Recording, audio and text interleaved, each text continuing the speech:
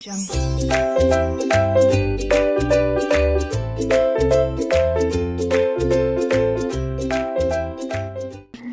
hello everyone, and yes, welcome back to my channel again.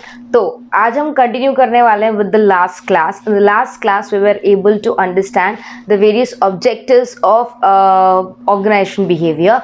Now, today we'll be moving further and we'll be understanding various factors or core variables of organization behavior, right?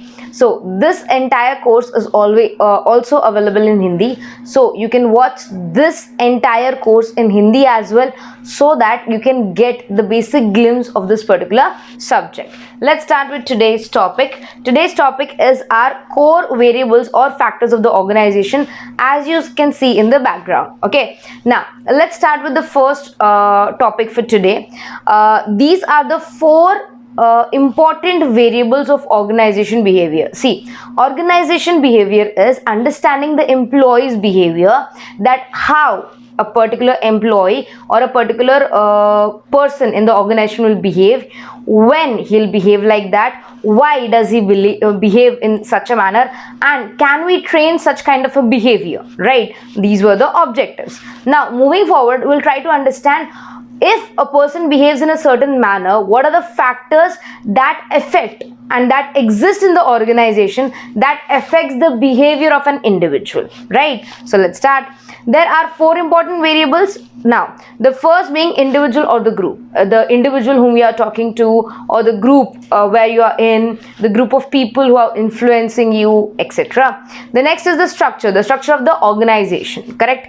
The technology, yes, the level of technology they are using, the level of technology they have upgraded to. And the last is the environment, yes, the kind of environment where the individual or the employee exists, right? So let's get started one by one. Okay, these four factors are considered to be the important factors which are seen in every organization.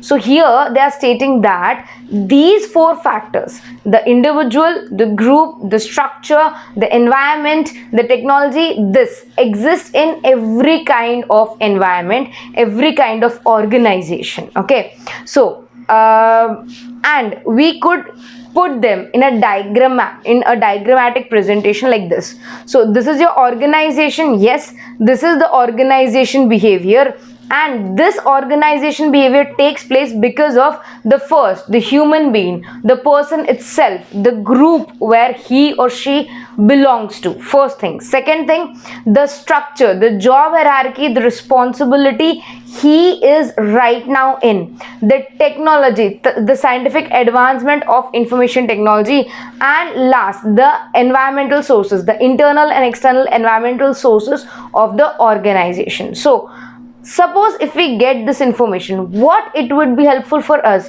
Why do we need to understand what other people think, or why do we need to understand what other people behave? Why do they behave? Why do I need to understand that? Try to understand. Organization is filled with people.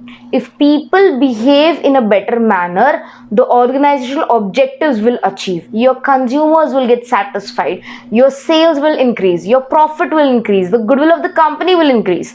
But at the same time, if an employee or the representative of the company behaves in a very bad, rude, inappropriate manner, that will create certain legal consequences in the company. The company might get various complaints, there would be no consumer satisfaction, there would be no profits, there would be a big problem in the goodwill of the company, and sometimes due to this particular reason only, the company might be ending soon, or it will start, you can say, dissolving, right? So if we take this organization behavior, or if we understand this organization behavior first, right, before entering into the organization or before actually dealing with the people, then we exactly know what to expect from the people, what to expect from the employees of the company, and how to either control them or influence them in such a manner that they don't create any losses or problems to the organization. They only contribute to the organizational development and organizational objectives. right? So that is why it is necessary to understand. Fine. So the factors which affect are the people themselves. Yes, the people who are working, they have their own set of natures, they have their own set of behavior traits, they have their personality issues, they have their attitude, ego, everything. So every individual is a set of all these characteristics. So they might prevail at certain points of time in the organization. So yes, the first factor that will affect the organization behavior, the human behavior in the organization, would be the person itself or the group he belongs to. The second one is the structure. Yes, the position where I am or where that particular person is. If I'm the boss of the company, I am bound to give orders, I am bound to be accountable, I am bound to be responsible, because that is in my designation. Due to the organizational hierarchy, this is something which I have received, right? So that is bound to happen. But if I say that structure has no impact, then that is wrong. Because of the structure only, you behave in a certain manner, you talk in a certain way, you express your feelings in a certain way, because you're boss of the company, you're employee of the company, correct? Now technology, yes, this also has a huge impact, especially in production activities. When you are working in a factory and if you have to do everything manually, there is it is time consuming, it is cost consuming, and many things. But if the technology has advanced a lot, it will make the employees or the workers work easier, but at the same time it will have its own cost and its own perks and disadvantages. Okay, the last but not the least is the environment itself, where you are actually working. It can be a positive atmosphere, it can be a negative atmosphere, it can be a developing atmosphere. Yes, you need to understand there can be various kind of atmosphere in your organization where your employee is dealing with other people as well as the environment, right? So these were the four factors. Now on the basis of all these factors, we will be able to conclude today the various characteristics of the organization behavior, right? Now let us go through one by one and try to understand that what are the characteristics. Characteristics may also be sometimes known as features, and sometimes also they are known as nature. Okay, now organization behavior is the micro analysis. This we have done in our second lecture. If you did not watch the second lecture, just go to the second lecture and watch. There we did what is the difference between micro analysis and macro analysis, and organization behavior is a part of micro analysis, right? So yes, this is a part of micro analysis of the organization, which deals with each and every individual. Yes, it deals with every individual behavior, that how each and every individual in the organization behave in a certain manner, right? So this is the first characteristics.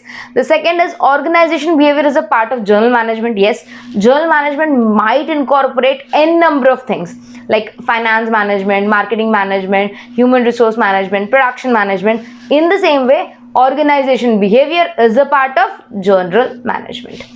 Organization behavior is an applied science which believes in research studies. Yes, there is something we are going to research here, and we are going to see how that thing works. We are actually, you can say, going to apply science here, and we will be using various kind of techniques to influence the behavior of the individuals. So yes, this is something applied. Okay, the next is it conducts research. Yes, we have to conduct research studies because that is our objective as well in the organization behavior.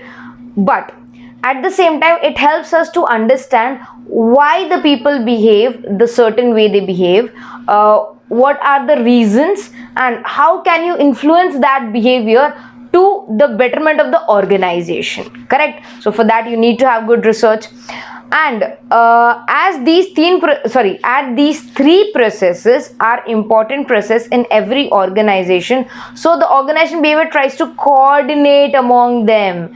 Which three processes? How the people behave, why the people behave, when will the people behave in a certain manner. That the study research three levels are seen in the organization behavior, and these are individual level, group level, and management level. It means the organization behavior, the person who behaves, right?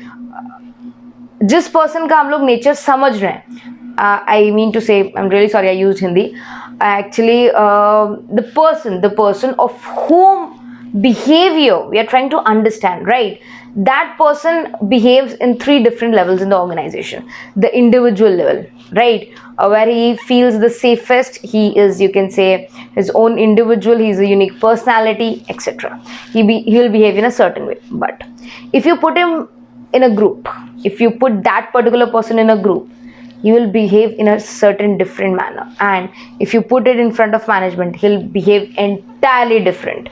So yes, the behavior would be studied in all these three levels, because the behavior would be changing from one area to other.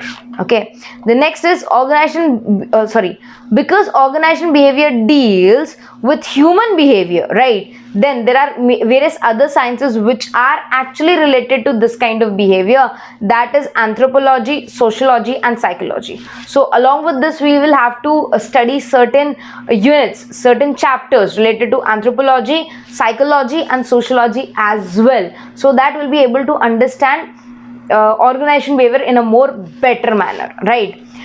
All these are the characteristics differentiate organization behavior from one to other. Yes, each and every organization has a unique set of people having unique set of behaviors. Okay, now macro analysis we have already done. I have made a brief description about this, that what is micro analysis and macro analysis, and both of them have been completed, so you can check that once there in the second chapter of the second lecture of this, right? When we will meet next, we will be trying to understand, okay, we'll be trying to understand the objectives. Yes, these are the two objectives of research.